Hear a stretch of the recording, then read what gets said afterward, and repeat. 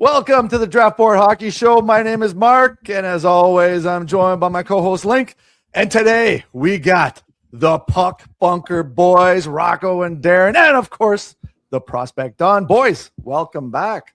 Happy to be here. It's been a long time, gentlemen. It's been a long time. It's good to be back. You guys, as you all know, if you watch all these group mock drafts, me and Rocco, we go at it. So I can't wait to see how we do it today. It's gonna be fantastic. So let's get right into it. I can't wait. Well, you know what, Thanks, Linc, I've seen your takes on Twitter this year, and either you're getting smarter or I'm getting dumber, but we're starting to agree on some guys. So you know what? Hangs around with the old guys long enough, he starts to, incorporate some of our knowledge. Good stuff. Before we start, I want to tell everyone, got to get on the Puck Bunkers on YouTube, get them up to 1,000 or close. And same thing with New Wave Hockey, get them to 1,000 or close. And the Prospect Don, just bump his numbers. This guy, he needs more numbers on YouTube. So boys, help everyone who's watching, help the Puck Bunker boys and New Wave Hockey get to 1,000. They're close. So please help them reach that goal. All right. So today we are doing a 2026 NHL group mock draft, the first of this season. We'll have a couple more as the season progresses. We always do that one right near the end of the season, which is a lot of fun. And boys, what's the take on this draft class now? We're past the halfway mark. World Juniors are behind us, and so what's going on? What do you think, boys? What's the draft class looking like? I want to say that it's weak. However, it certainly was a little talked about, probably a little higher maybe than it should have been coming into the year. And I think the narrative about last year's class was that it was weak, and that wasn't necessarily the case in this year's. What was that it's particularly strong, and I don't necessarily think that's the case either. I think when it's all said and done, we're going to be looking at a fairly middle of the pack draft, which is not a bad thing. But look, there's not 10 franchise saviors in this draft class like we were maybe promised. I kind of agree with you, Rocco. This isn't as top heavy as last year for sure. I think it's proven to be. Because it's tough for me to narrow down 10 guys. I think it's getting easier every day. However, I will say the depth of this draft class is really going to show through. I personally have had a tough time narrowing down 32 guys who I think should slot into the first round of this year. So it's been tough for me. I am excited to see how it goes, but I think the depth of this draft class, specifically in the defensemen, is going to carry through. There's a lot of good defensemen all throughout this draft class. I think if you want to leave a defenseman, stock up on those first and second round picks. So I think you're going to get someone pretty nice. Yeah, I was in love with the 2025 draft class. Like, I thought that was such a good draft class.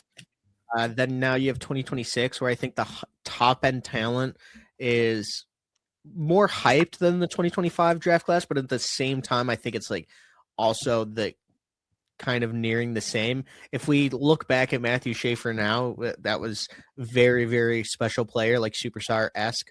So if you kind of take him and bump his draft stock and hype up, I think it's kind of very comparable. You have a lot of right-handed defensemen that are pretty talented in this class, and I do think that there's going to be some really good players like top 6, top 4 defensemen too, or top 6 forwards that are there. So I think this is a really good draft class. Overhyped in the summer. I'll just keep it short. The draft's fine. It's just overhyped. I think I even said that in the summer. I think it's just a little bit overhyped. Like the depth, lots of wingers available if you want them. But that's where we're at. So I'm not going to go too far in depth with it. The draft's fine. I liked last year better, but hey, let's get excited for this year. All right. So based on how the standings were yesterday, Sunday, we got our order, and we have Rocco is taking that first overall pick. Linc is second. The Prospect Don at 3. I'm at 4. Darren at 5. And then we go down the list, and we're going to do a group pick for that last 16th overall pick. So Rocco, you have the floor. Vancouver Canucks. What are they doing there with that first overall pick? I'm anxious to hear what you have to say about this. The Vancouver Canucks this year are going to do what every other team should do and just stop overthinking it and take Gavin McKenna. Ultimately, this is still the player in the draft class with the most upside. And yes, there are some holes in his game. guess what?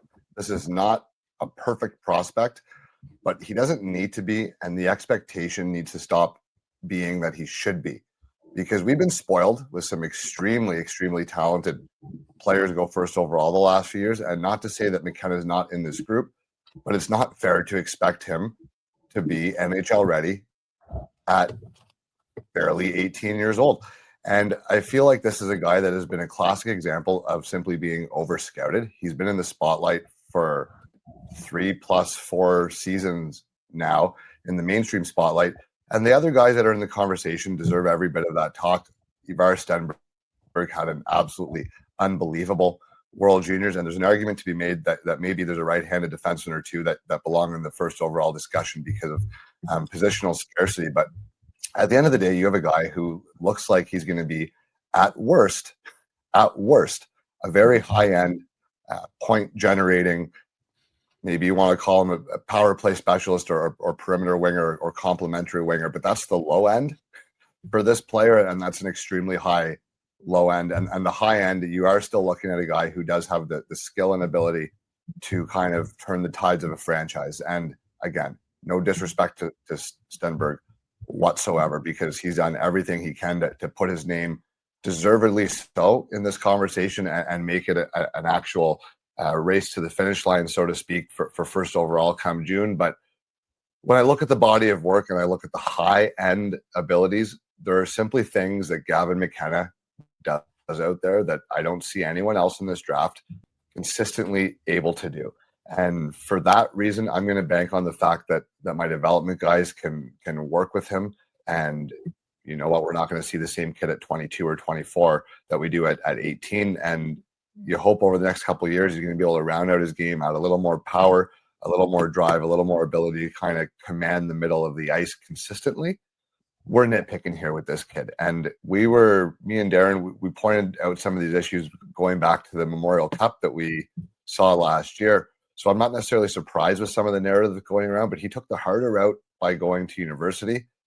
He's challenged himself, and the things that he's maybe needed to improve on, they've improved since the summer. So his mission here this year to become a more well-rounded player, which he's been very open about, maybe at the expense of his offense, he's doing what's best for him in the long term here.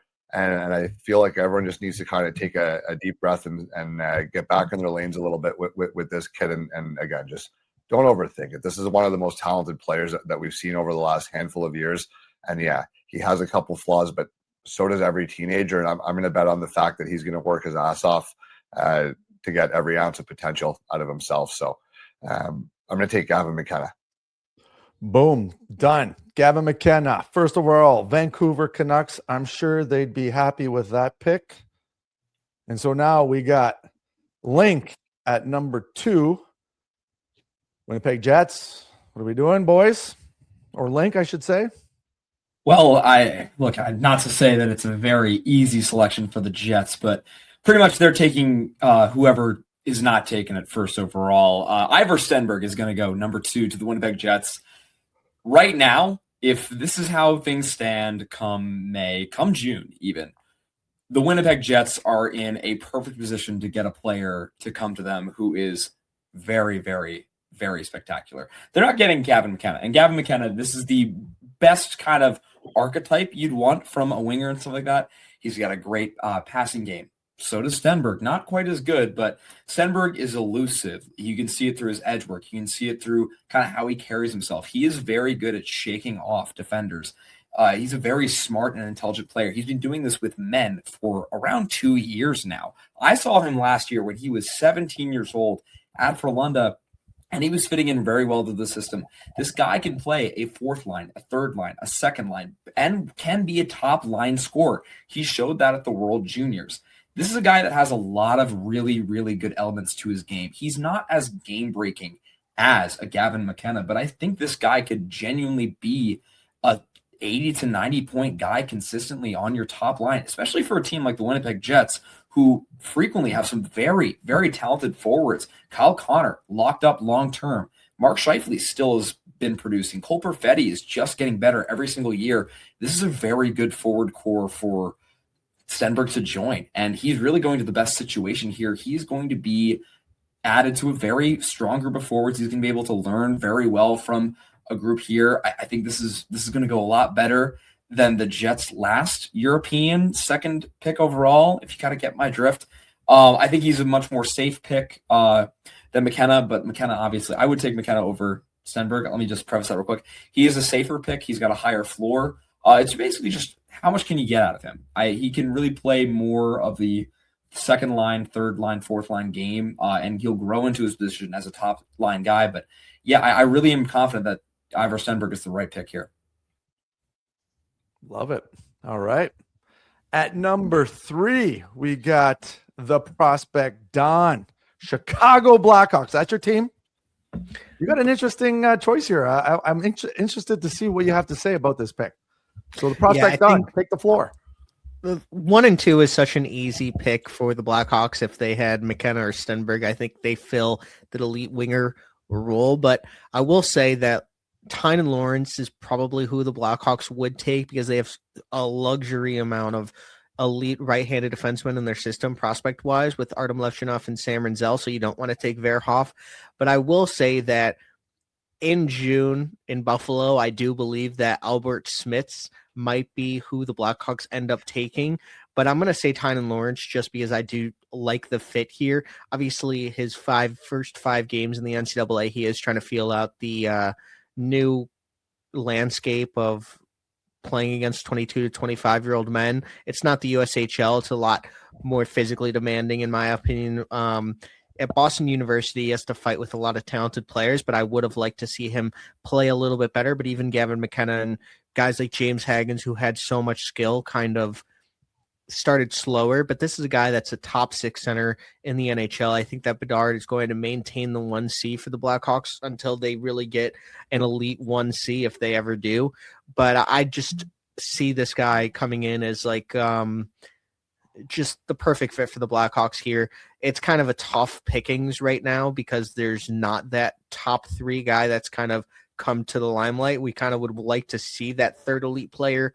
That's, I guess, Verhoff, but for the Blackhawks, you don't really need another right-handed defenseman. So Tynan Lawrence here, I think, would be the pick. All right, so we got Tynan Lawrence, 3rd overall to the Chicago Blackhawks. Okay, well, that leaves me, Calgary Flames, 4th overall. Now, this is a tough pick because you could go either way here. There's some pretty good defensive prospects here. They'd probably want a centerman with this pick, but obviously Tynan Lawrence just got scooped up. I don't know if Caleb Malhotra goes this high, and I'm just going to go based on my personal preference. I'm going to go Chase Reed. I really like Chase Reed's game. Like, you know what? I get to see him a lot in the Sioux. And he's just one of those, like, his skating is just phenomenal. Now, you can't go wrong with either, with Keaton Verhoff either. The kid's got a wicked shot, great defensive prospect, and he's young. He's a lot younger than Chase Reed. Chase Reed's an 07 born. He's got Chase Reed has 40 points in 36 games playing for the Sioux right now. And I think that, the thing that impressed me the most is that he's elevated his defensive game. Last year, he was a little bit raw in that department. And this year I found that he's a little bit more responsible. And, he's one of those players that he's going to need a little bit of time to develop, fix those defensive flaws. However, the skating and the stick handling and him joining the rush, like he anticipates plays. Like, he sees the ice really well. That's one thing that I like about Chase Reed is that. And he'll boot back to help defensively. Like, if he goes up the ice, that he's going to come back and help out defensively too. So he's not just going to sit around like – yeah, no, Chase Reed. I'm going to go with him at 4 for Calgary. I don't think Calgary can be disappointed in that pick for sure. There you go, Chase Reed 4, St. Louis. Darren, what are we doing with that pick? This is an interesting one. So I want to preface this in saying that St. Louis would be very interested in Chase Reed because he is a right-hand defenseman that they do not have with the offensive upside that he has. But regardless, I mean, if Keaton Verhoff's going to fall to us, we will take him. That's more than fine. They love a big right-hand shot defenseman. Their, NHL talent's getting a little bit older. They did draft Juracek last year. I mean, or 2 years ago, sorry. Like, they do have some guys in the system and a good decor here developing. They do need some right-hand D. He fits the model that they have. In terms of the player, I mean, I think you got a pretty safe guy here. I think he's definitely going to play top 4 minutes for you. It's whether he can develop into that top, into a top 2, top pair guy. I think he can. Maybe there's a little bit more offensive upside here than people think. I know we've kind of commented before that I'm not sure he's the best puck mover. I think Reed's definitely better in that regard. Barrow's a better defender. Like, again, I think he's quite a smart defender. He covers his gaps pretty well. His skating could use another step, but again, he's really young. He's still 17, and he's playing college, and he's playing more than competently there. And even in the World Juniors, when he did get the opportunity, I thought he was one of Canada's more consistent defense, other than maybe one mistake. And you mentioned a couple of the other guys who, there was a Zane Parekh reference there where the top defense on Canada were making mistakes all the time. So I think if you can harness this guy, I think you have like a pretty prime defensive prospect here who has some offensive potential. I think St. Louis just runs to the table and takes him. Boom. St. Louis, they go with Keaton Verhoff. I think those were some pretty easy picks. I think the top 5 are kind of almost cemented, in my opinion. This is where it gets interesting, Rocco. I could not disagree with that take any more than I do. I think we missed 2 of the top 5 guys. Really? Maybe 3, but two anyways. And in my heart, I would love to take Carson Karls here. I would also love to take Albert Schmitz, but we're talking the Big Apple. We're talking the New York Rangers, and we're talking a team that just loves writing apologetic, waxing poetic to their fan base, one apology after another promise that we're going to do better and this rebuild will be different. But another letter from the Rangers management to the fans, and they're officially tearing it down. So as much as I love Schmitz and Karls, and I think that one of those 2 guys is may end up in the top 5. Who I'm going to take here for the New York Rangers is Caleb Malhotra. And this is a player, lo and behold, everyone's coming around on, not to toot my own horn, but I mean, I had him as a top-ranked center in early December. And I do believe that he will be the first centerman off the board in this year's upcoming draft. And for the Rangers to get him 6 overall, I'm going to make that pick for them, despite 2 guys that I really, really like still being there. You look at what Vinny Trocheck has brought to the Rangers in terms of two-way responsibility, as well as opportunistic offensive play and some high IQ hockey in all 3 zones. And I see a lot of those similar traits in Caleb Malhotra. Now, not to make that player comp, but in the sense that they've had a guy who's been extremely successful as a reliable two-way guy with some very higher end offensive punch. And that's kind of where I see Malhotra kind of developing into, is a guy who right now, to me, the talk seems to be that, you're looking maybe at a second line player, but the rate he's progressed from last season to this one and the rate he's progressed from the start of this year till now, I don't know if that's fair to limit him as simply just kind of a two-way second line guy. Every time I watch him, I see a little bit more offensive punch to his game, more confidence with the puck, more confidence kind of slicing and dicing through the opposition defense. And he seems to just be adding elements and confidence to his game. And geez, I don't know if there's a player, again, maybe aside from Schmitz, who's raised their stock more from August until now. And centers come at a premium every year. This year will be no different. The New York Rangers are going to sign this letter with Caleb Malholtra's name. Boom. There you go. Caleb Malhotra, 6 to the New York Rangers. So that brings us back to Linc. You left Nashville in a tough position. I can't lie. I was expecting you to take one of the 2 defensemen off, but now I'm still grappling because here's the thing. I was too until Don went and took Lawrence to Chicago and threw my whole draft board off. Oh boy, yeah. He's a little squirrely like that. Anyway, exactly. But I got Carson Karls in one hand. I've got Albert Schmitz in another hand. Now, on one hand, Nashville has been known throughout the decades to develop pretty solid defensemen. However, that reputation is kind of dying. All right, they've got to kind of earn it. They've drafted some defensemen. Some have panned out, some haven't. They haven't been churning out the defensemen they have the last 2 years. All right, this is a pretty solid defensive team, and they need to get back. Their history indicates that they're a pretty solid defensive team. They got to get back to that point. So at number 7, I'm taking the better defensive player. Carson Karls is an absolutely spectacular defenseman. We can have this debate all day, whether that he's a number one defenseman or not. I think perfectly. I think that in a perfect world, he slots in with a really, really great offensive right-hand defenseman.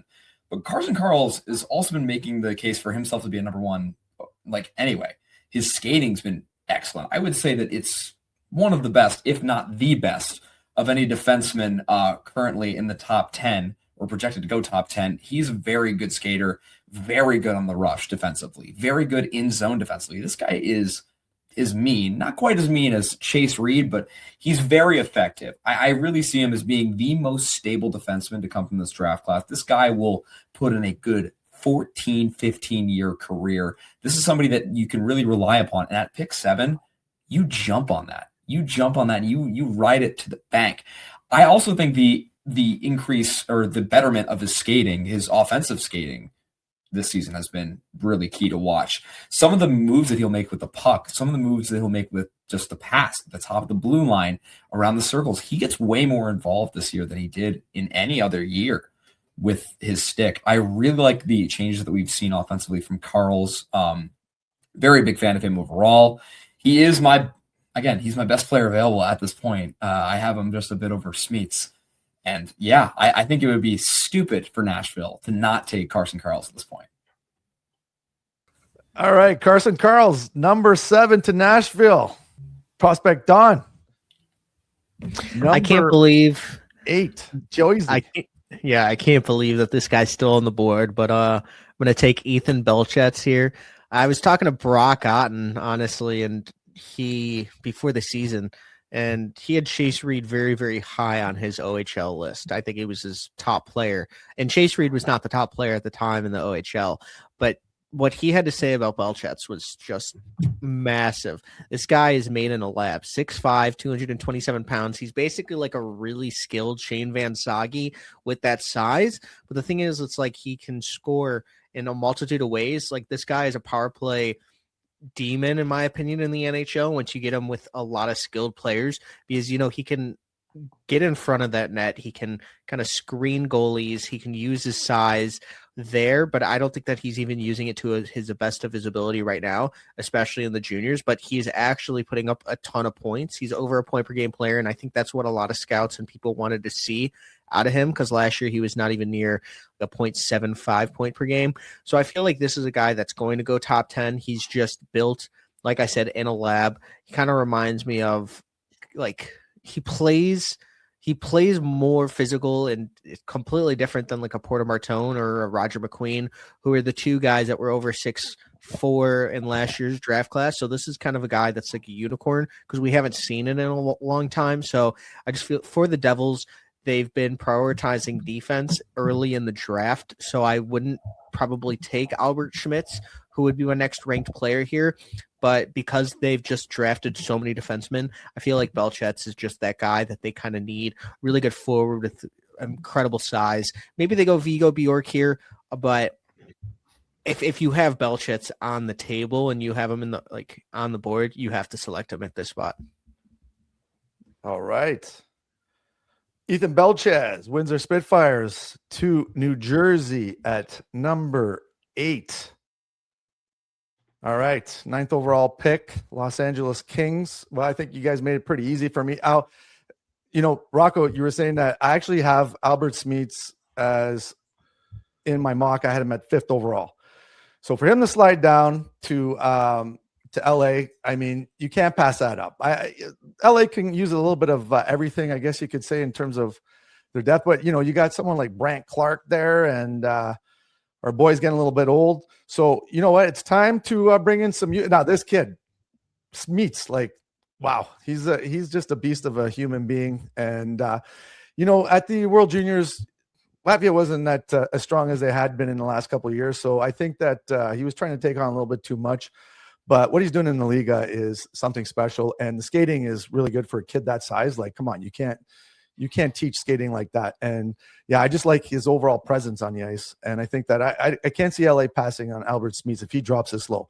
Like I said, in my own mock, I have him at 5-ish, maybe even 4. But right now, we're going to go with Albert Smeets at number 9, to Los Angeles. I would not be surprised if this is the first defenseman off the board, period. And again, like Malholter, like I said about him, leaps and bounds in terms of what he's done to open people's eyes here. So it's January. We're mid-season here for the draft cycle, but really we're still actually quite early in the draft cycle. We're only at the point now where you got to keep in mind, draft people and scouts are covering over 100, 250 prospects a year. We've now seen them, and now it's time where people start really talking about, and you have a body of work to compare to. And the guys whose names are heating up here at this point in the draft cycle, like, don't be surprised if they just keep getting hotter, much like Seneca and guys before him who seem to, quote unquote, kind of come out of nowhere. But do not be surprised when Albert Schmitz. I love how we're doing a mock draft of 5 of us, and we have Schmitz 9, and all 5 of us are like, okay, but he's going to go higher than that, right? Yeah, how's that work, eh? Yeah. But that just shows the draft. It only takes one team to like one guy better for a guy to, quote unquote, fall. But wouldn't be shocked to see him have his name called before any other defenseman. And we're going to get some incredible tape because he's playing at the Olympics. And I think that's something that not a lot of people are talking about. If he has a great Olympics, this guy's going to jump into the top 3 in conversations. If he doesn't get run out of the rink at the Olympics, he's going to get into the top 3 conversation. Yeah. If he is Latvia's like top 3 player, which I do believe that he could be, like, just imagine the kind of voices you're going to have talking about this guy. Like, I don't know. Let's not assume they're gonna get killed. Let's not assume he's going to be, though. Like, he's 17, guys. Yeah, like, that's the craziest part. Likely that he probably won't be, but even if he's not, he's still a top 5 pick. He's number 4 on my board. Fortunately, a guy who was 3rd on my board was still available, so I took him. And the team needed a right-hand defenseman, so it's a good player. It depends where these teams fall on draft day. It really does. All right, Darren. You got the floor. Columbus 10. We're gonna take my highest ranked guy on the board, and we're gonna dig into positional scarcity of this draft. There is not much center depth, so we will take Oliver Savanto. We will take the highest score guy of these centermen. This is a guaranteed 3rd line center at worst. He's playing a higher level than both these other centers are. And succeeding at that level. He's one of the youngest guys in the draft. And again, we're talking about growth curves here. He's shown a ton of improvement in the last year, basically. Now, a little bit different of a development model with him. You're looking at him to develop his offense more. I thought in the World Juniors, we actually saw more of that, where there was some more creativity. He already has the physical game where he can he's going to be a successful cycle player. He knows where to go to score goals in front of the net. He can actually create a little bit. If it can get a bit better, now we have a 2C here for Columbus who already have Fantilli. So I think this actually kind of makes sense for them to take a shot here. The other thing is the rest of the guys available, in my opinion, again, they're wingers and other defenders. So they've taken, again, I think they need to take a shot at the centerman here. There's not a lot of depth in the system, especially, depending how you feel on Caden Lindstrom. So I'm a big fan of Savanto because, again, I have no qualms in the physical body plays. I think the game plays. It's just how high the potential is, and that's probably where teams are talking or what they're talking about with him. But I've been a fan since the Holinka of him. I think there's – well, look at me again. I like the defensive centerman. Shocker. So who could have seen that one coming? All right. Oliver Savanto, Columbus, number 10. Number 11, Rocco, Anaheim Ducks. What say you? Well, After making a believer of me at the World Juniors, it's very tempting to go with Viggo Bjork here. And I want to give him a shout out because he's improved in my books as much as anybody. That said, not necessarily the Anaheim model type of player. And they're just going to take another big freak and they're going to take Oscar Hemming. And this is a guy who up until last week was not allowed to play hockey because of his donkey national organization who wouldn't let him come play. 17-year-old kid you guys did that to, by the way, in his draft year. Great work. And he's now found a home in the NCAA and does not look out of place one bit. To nobody's surprise, this 6'3" guy who's a physical force and a great shot looks good in a more pro-style game. So I think he fits in with the bunch of mammoths that Anaheim has drafted over the last couple of years. They're clearly trying to build a very big, very skilled team. And Hemming is a guy who can get up and down the wing with force, put you through the boards and put the puck in the back of the net. So in terms of a guy to go play with some of these really, really talented guys that they've taken over the last few years. Now there's a temptation to take one of the defensemen here, but I think Hemming, his upside here as a goal scorer, you pair that with guys like Seneca and Carlson who have high-end vision to be able to get him the puck, and that's a pretty enticing combination when the smallest guy in that group is going to be 6'3". So I think Oscar Hemming is a great fit for the Anaheim Ducks. Yeah, I was wondering. He was What's slipping that? there. I was like, Look, my guy, come on. I know he was slipping there. I was like, is Oscar Hemming going to go off the board here? Good pick. I like that. So Oscar Hemming, we got him at number 11 to Anaheim. Great pick. Number 12 now, Linc, Washington. Well, Oscar Hemming wouldn't have gotten past me. I'm a little miffed. I was about to rave about the bull known as Oscar Hemming. That was a little tough because I have to go either a little bit off my board to kind of get a scheme fit, or I have to settle for some my two best available players right now. And I think I'm going to go with one of the two best available players. And you know what? Washington has a lot of big forwards that they have upcoming in the future. They have a lot of guys who can play two ways. And a lot of those guys happen to be big. Eric's Matejko. There's Ilya Protas, who's already up now. There's a lot of good in the lineup for Washington, kind of in the big department. Why not take a smaller guy who can fit in every situation, can play all three zones, and was really solid at the World Juniors? As much as I kind of am leaning towards Adam Novotny because I think he is a really good Washington-style pick, I'm going to go with Viggo Bjork. All right? He's at 12. We're outside of the top 10. All right? This is outside of the taboo range. I think it's totally time to take Viggo Bjork and look at him here. He was absolutely spectacular at the World Juniors. He was on the top penalty kill for Sweden. He was, in my opinion, their best distributor. He found the best lanes for Ivar Stenberg and Jack Berglund and whoever else as well. And he was really good in transition, really good in the defensive zone. This guy was an absolute workhorse, all right? An animal. And when I talk to people about Viggo Bjork, people were raving about him. No one was really talking about he's 5'9", he's 5'8". None of this stuff from last year where, again, Darren and Rocco were going, Cullen Potter, he sucks because he's small. No, Viggo Bjork is way, way better. And despite his size, he is absolutely effective. He's playing in the top men's league right now. He's doing considerably well. I think it's an insult for him right now to not take Viggo Bjork here at 12. I think he's going to fit in really well in the future for the nation's capital, Washington Capitals. I was considering defensemen here too, but they have Chikrin locked in long term, Fehérváry locked in long term. So look, I'm very, very happy with taking Viggo Bjork here. Can I just jump in there? We never said that Cullen Potter sucked. we ranked him above what he went. Like we did. I know. Same here. But no, I remember I remember you guys were being like, you guys were debating. You were like, oh, he's 5'7", Darren. like That's not the whole. We were talking about for like the Sens pick at 21. Like that's where we were having that discussion for.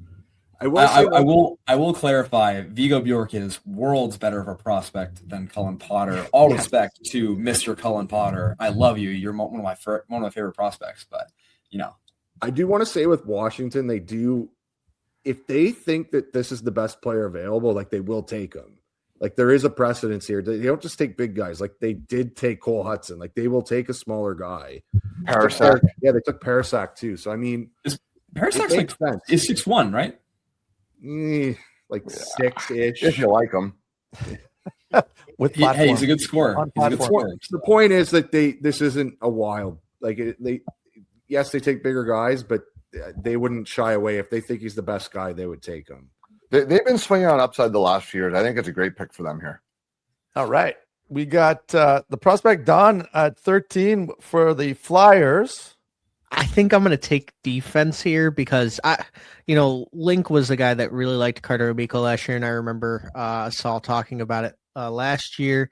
And I really liked everything that the Flyers did with their second round. They picked up a lot of really great value picks. Getting Shane Van Sage there was fantastic. I really do like Porter Martone, obviously, and some of the other guys that they had, like Nesbitt is a big center. So I don't think that they're going to go forward here.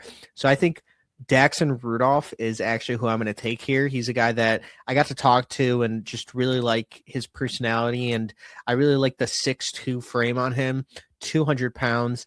He wanted to model his game after a guy like Drew Doughty. And I really do like just a guy like Drew Doughty. I don't think that he really plays like him in that way. But, at Hlinka, he showed a lot of flashes and he showed really good poise.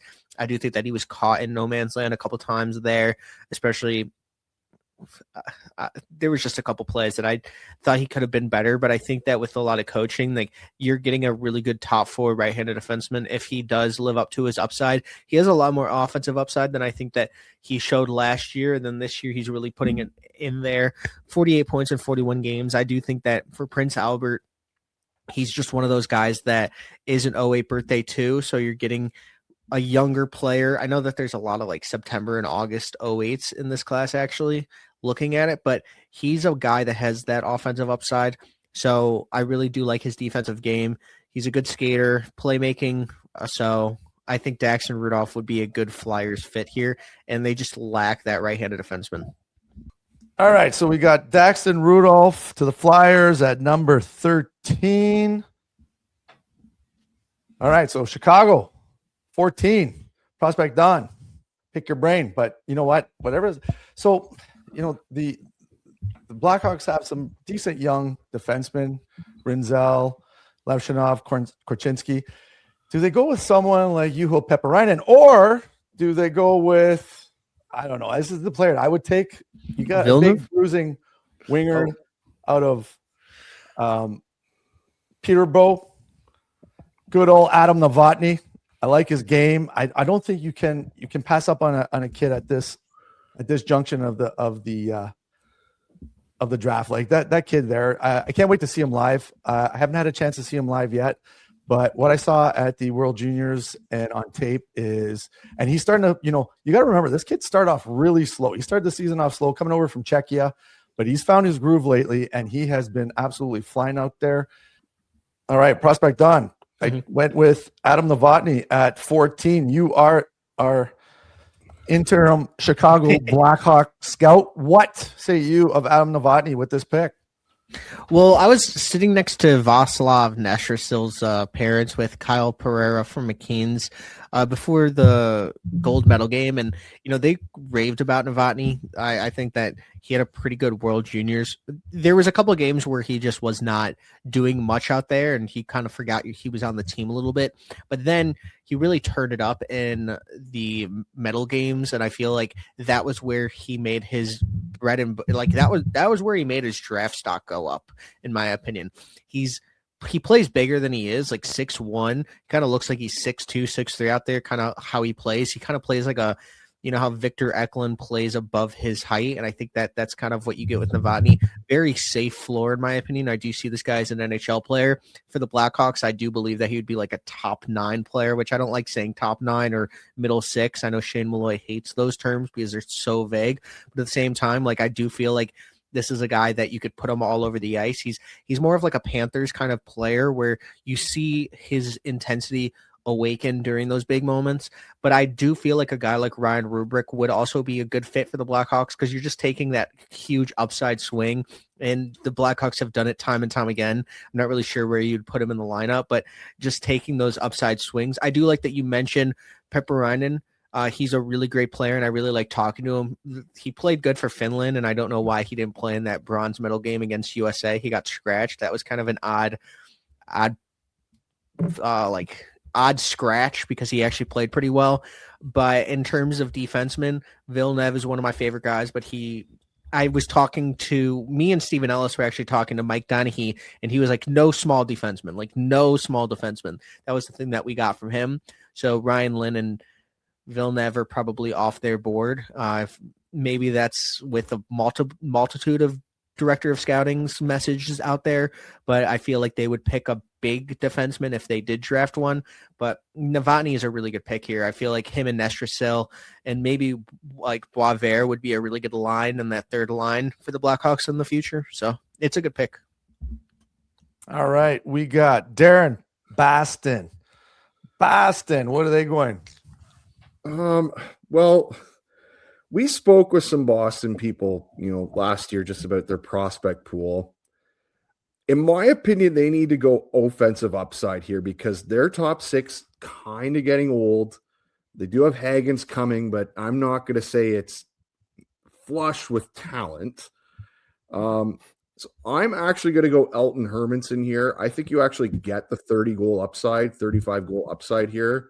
There is at least a potential of a top, a top 6, even a top line type of guy here that could play with an elite centerman. I don't think he's terrible defensively. He's already playing pro. He's playing the Allsvenskan. He's playing pretty well. So, I mean, look, we're in the middle of the first round here. I think this is kind of more of your upside shot. I do think there is a decent enough floor here, though, where he can at least play, and the shot will play. Like it's maybe not a 50-goal shot, certainly a 30-goal shot. He gets to net, he gets around, round goal. He's open all the time. And if you're going to play with some NHL, a good NHL playmaker, he could score a lot that way. And that's what interests me. Now, you do look at Boston's lineup here. I mean, their second line is Middlestat, Zaka, and Arvidsson. So, I mean, they need some talent. They need some talent coming up. They have Hagens already. I think they got really good value with that pick. I think Hermanson's good value here because, again, we just compared him with Novotny a little while ago. Novotny's a safer pick, in my opinion, but he doesn't have the upside of Hermanson. Like, again, this is a guy who can score NHL goals. And he's not I don't think he's a liability. He's not a liability defensively. So, I mean, if you're a net equal defensively and you could score, like there's a place for you in the NHL. There's a place for you on a number 1 power play. Here's a place for you to play. So, I mean, the only other offensive upside guy available is, again, if we're going D, would probably be Villeneuve, like a guy that I could be that high-end point guy. It's too small for me, too reckless for me to take that high here. Could take him a little bit. I mean, I wouldn't have a problem if a team takes him later. Like Boston has another pick later. I guess that's maybe what I would say. They have that Leaf pick. All right, for the last pick, we're going to do a group choice for San Jose. We're going to go around the table. I got my guy. I knew who I like. I'll let Linc go first since you're right next to me. What do you think? Who's San Jose taking at number 16? So they need one more big guy back there. I think they're going to have to get a few more pieces of depth there. It's a really good core. Don't get me wrong. But Juho Pipparainen is there. First of all, this kid, and actually is a kid, all right? Or he doesn't have a facial hair like Suvanto. This kid, insanely good defensively. He's a big dude, really thick. There's a lot of muscle that can be sculpted into Juho Pipparainen, all right? And another thing that we're not considering, this kid's shot I'm not even kidding you, might be the best like slap shot we have from a defenseman in this draft class. Pipparainen unleashed some howitzers against Sweden. All right, created some good chances. This kid has a lot of offensive upside that we're not really talking about. I'm not saying he's a number one guy. I'm not saying he's going to be a very offensively minded defenseman. He's going to be a very competent two-way defenseman, and I think he is an absolutely electric pick at 16. Who wants to go next? That's my pick too, Linc. I was debating on him with Chicago, so there you go. He's a fantastic player. I think that you like hit it on the head. Rocco put it in the chat too. So I will say they do need a right-handed defenseman. I think if they do take a guy like Ryan Lynn, just for the upside, I wouldn't be like necessarily shocked because it's San Jose with so many different kind of picks that they have. So maybe they do go with him because of the elite offensive upside as well as but he is under 6 feet and he probably will fall. But at the time, I believe in December, Elite Prospects had this guy ranked 4th. And, that is kind of where he was at. And then Corey Pronman didn't even have him in the first round. So we have no idea where this guy's actually ranked in terms of scouts and other directors of scouting. So I will say Pipparainen. But I do think that if they went Ryan Lynn here, I wouldn't be really surprised. Yeah, I mean, based on what's left here, Pipparainen is the smart money pick. There's always going to be a premium on right-hand defensemen who have good size and can skate. Linc, I'll nitpick a little debate there. I mean, I think Schmitz can probably bomb it from the point just as well as anybody else from the defensive end, but Pipparainen does have quite a bomb. But like you said, I don't know if this is an offensive mold player when it's all said and done. More of a two-way guy to me, but you've got the size, you've got the skating, you've got the positional strength. So middle of the first round, this is my theme of the night. Don't overthink it. Add a piece that you really need to your prospect pool here.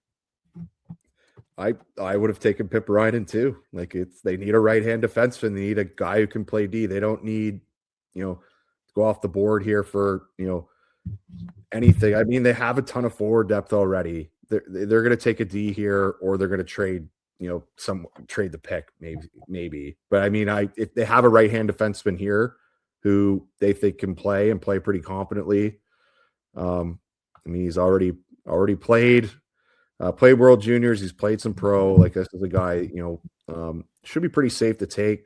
And I don't, again, maybe they, look, they could take Ryan Lynn just for the case of maybe they want offense. I wouldn't, but they do not have a power play guy is what would be the only thing I would say here, that they are missing a power play quarterback on their D core. And that's the only thing I would say there. And so maybe that goes into their thinking, but no, I would take Pipparainen, and that would, again, I usually err on the side of caution, as Rocco says. So that would be my pick. He's the safer guy. I think he plays and fits what they need. All right, boys, let me read this over before we head out here. So we got Gavin McKenna goes to Vancouver at 1st overall. Number 2, the Winnipeg Jets select Ivor Stenberg. 3, Chicago Blackhawks take Tynan Lawrence. 4, Calgary goes with Chase Reed. 5, St. Louis takes Keaton Verhoff. 6, the New York Rangers go with Caleb Malhotra. 7, Nashville, Carson Karls. 8, New Jersey, Ethan Belchez. Los Angeles takes Albert Smeets. 10, Columbus, Oliver Savanto. 11, Anaheim, Oscar Hemming.